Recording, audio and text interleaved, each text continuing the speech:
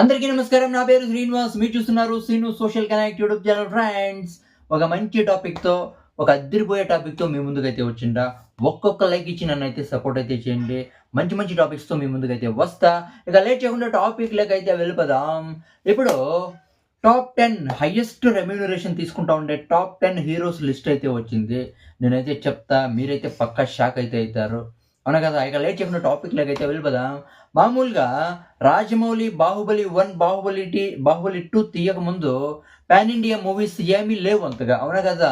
ఎప్పుడు రాజమౌళి బాహుబలి 1, 2 తీసి పాన్ ఇండియాలో పంపించినాడు పాన్ ఇండియాకి, అప్పటి నుంచి ప్రతి ఒక్కరూ అందరూ పాన్ ఇండియా తీయాలనుకుంటా ఉన్నారు. అవునా కదా?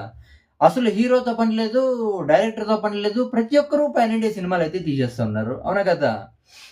ఇప్పుడు మన ఇండియాలోనే టాప్ 1 హీరోగా నిలిచున్నాడు. హైయెస్ట్ రెమ్యూనరేషన్ తీసుకుంటా ఉన్నాడు హీరో. నేనైతే చెప్తా, పక్కా మీరైతే షాక్ అవుతారు. అందరూ అనుకుంటా ఉంటారు అది ప్రభాస్ అయింటాడు, ప్రభాసే హైయెస్ట్ రెమ్యూనరేషన్ తీసుకుంటా ఉన్నాడని అందరూ అనుకోవచ్చు.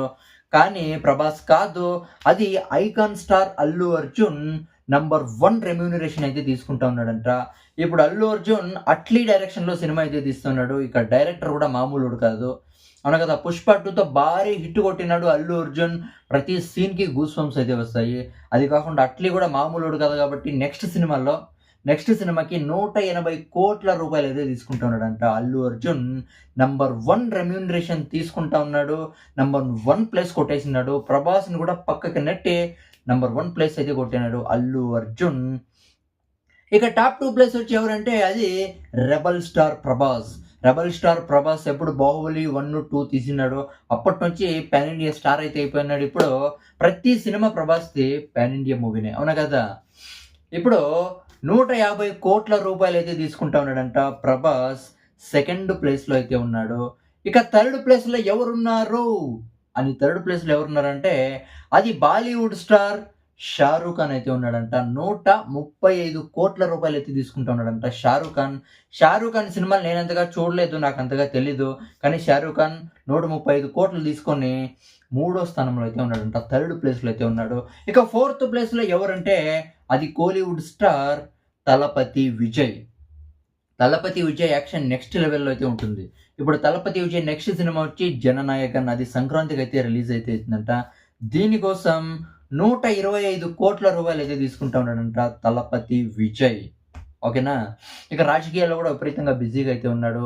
ఇక ఫిఫ్త్ ప్లేస్లో ఎవరున్నారంటే ఫిఫ్త్ ప్లేస్లో ఉండేది బాలీవుడ్ ఖండల వీరుడు అది సల్మాన్ ఖాన్ 110 కోట్ల రూపాయలు అయితే తీసుకుంటా ఉన్నాడంటే ఇప్పుడు రెమ్యూనరేషన్.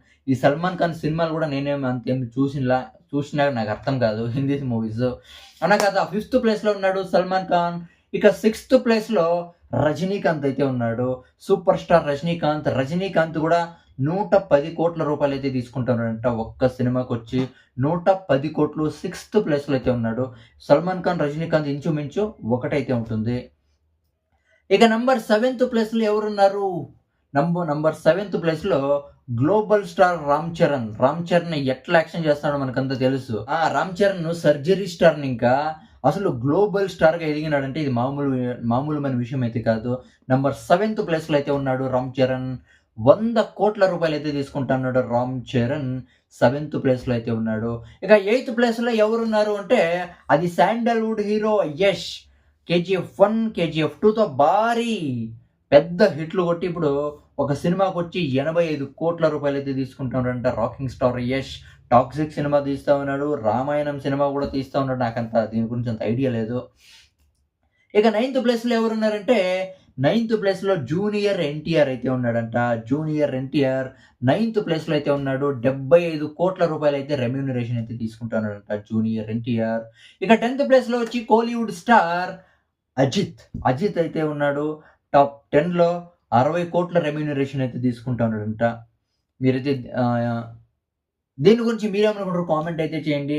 నా ఎక్స్ప్లెనేషన్ ఏమన్నా నచ్చితే మీరు ఒక లైక్ ఇచ్చి నన్నైతే సపోర్ట్ అయితే చేయండి. పక్కా ఇదే ఉంటుంది కాదు, ఇంతలో ఉంటుంది అని అయితే నేనైతే చెప్తా ఉంటా. ఇక దీని గురించి మీరేమనుకుంటారు కామెంట్ అయితే చేయండి. బై.